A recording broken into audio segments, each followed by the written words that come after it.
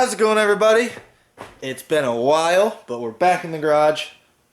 Briefly, be it. But, yeah. It's been a while since I made a video, and just figured I would throw this one in there to kind of catch up on some things. It's looking pretty good.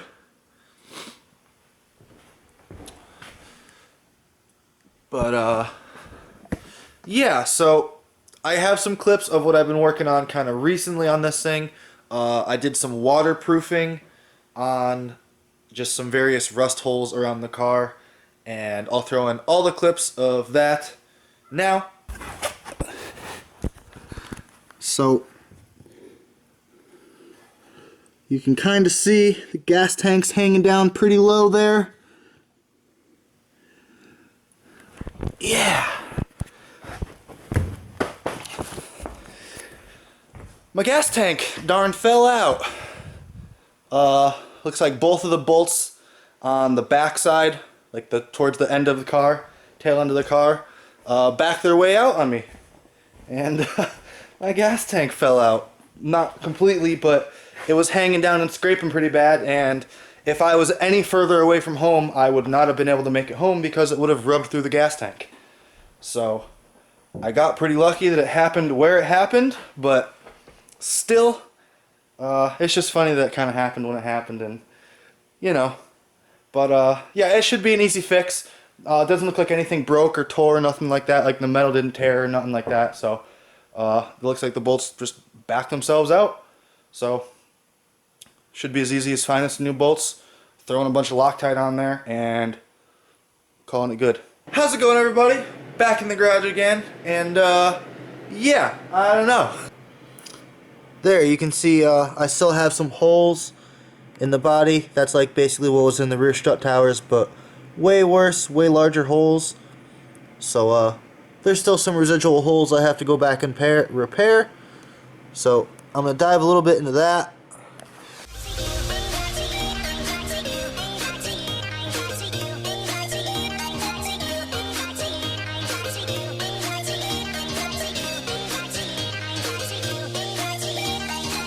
Alright, so I mentioned somewhere in the back seat area was leaking on the car, and I thought I maybe addressed it, but as you can see, I definitely did not fix the leak under the rear seat.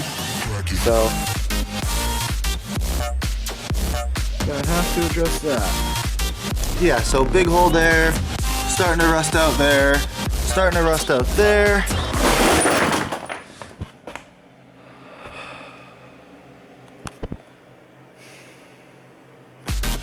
Another big hole there. There's a big one there.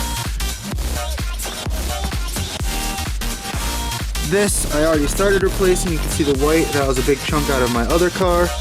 But I still need to put a bunch more metal in there for that to be fully finalized. So there is a lot of spots that I have to address. So instead of doing all that, I'm just going to do the quick, cheap, easy thing and fill it all up with this stuff. Just so that it doesn't leak anymore. I'm not really so much worried about the structural, support of the car with that stuff. I just need the car to not leak.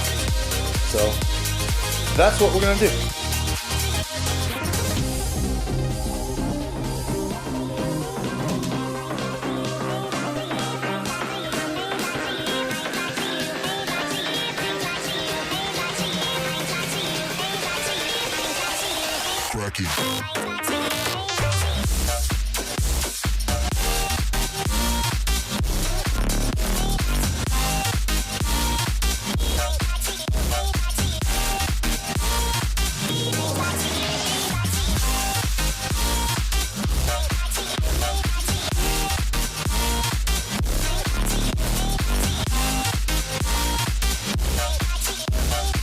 Alright, so that's all done. Actually, I've since then gone in, like, in the inside of the wheel wells, also sprayed some, like, rubberized undercoating or whatever to seal it a little bit better, and I'm pretty sure I got it good.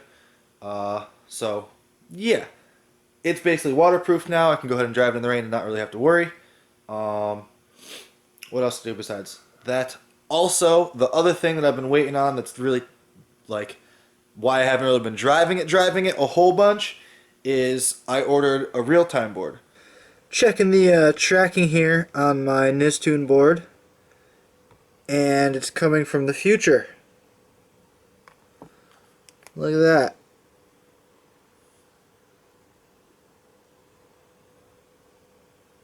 I've been using Nistune, but I haven't had a Nistune board. I've had this board in there, which is a Motes board with like 2 removable and tunable chips. Those guys.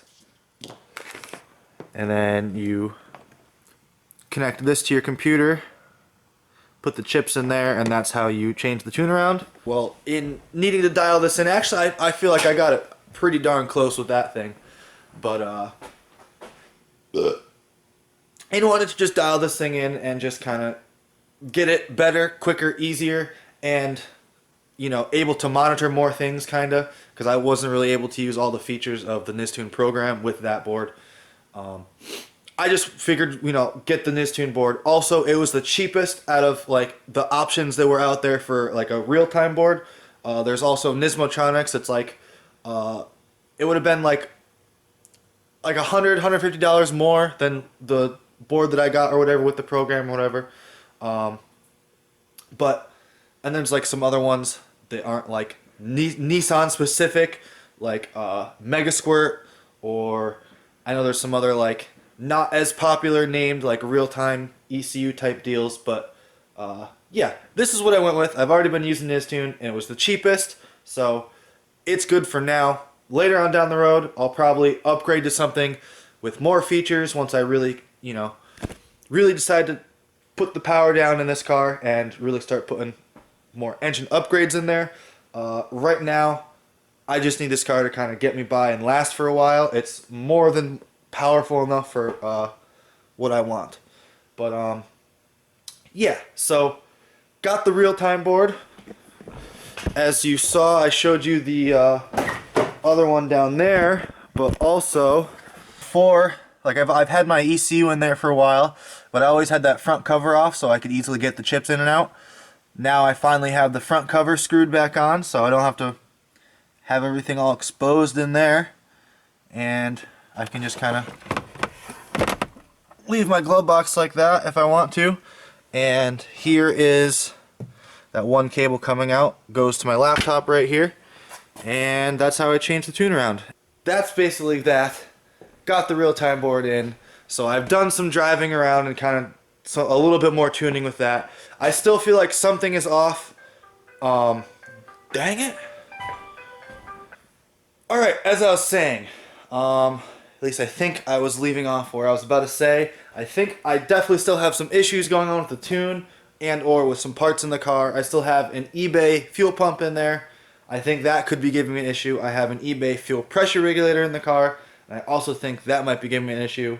And I have eBay injectors, but they're not super cheap eBay injectors, but they're on the cheaper side. Yeah, so I don't know. I'm having just like a weird random fueling issue at idle.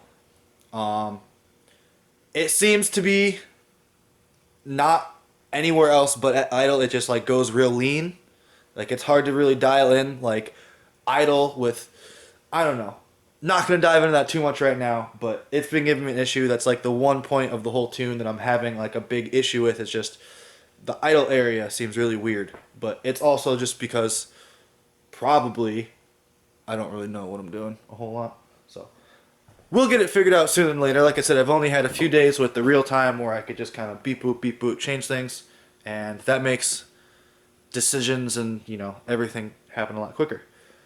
But I'm going to go ahead and throw in all the clips of this thing driving recently. It's not that many clips, but a few clips of this thing kind of like driving, doing a few like full throttle pulls, and yeah, then that'll conclude the video. So I'm going to throw those in and then do the little outro.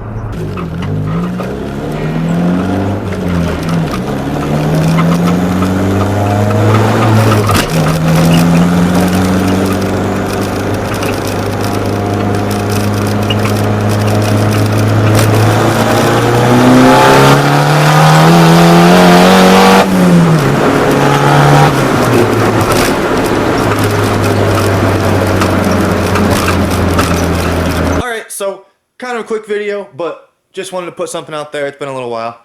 But yeah, hope you guys enjoyed that. Got some clips of the Sentra driving around. I got the real-time board.